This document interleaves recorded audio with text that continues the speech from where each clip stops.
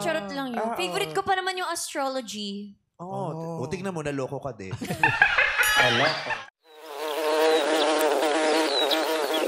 Vice ganda, muling pinaringgan ang ex ni Kim Chu na si Sian Lim sa It's Showtime Live.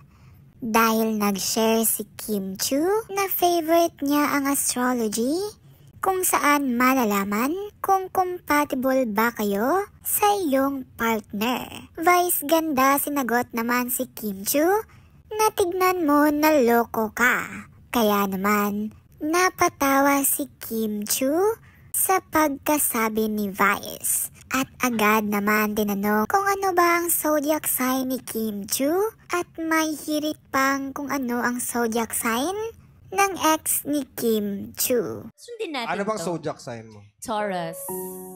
Si ano? Sino? Si Jamie! Jamie!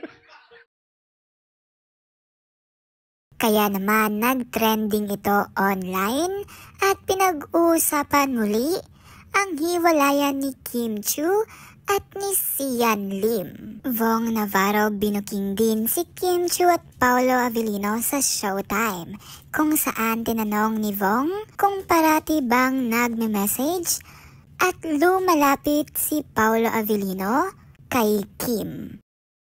Ano yung mga galawan ko? Siguro, lagi kang lumalapit sa akin. Ganun ba yun siya?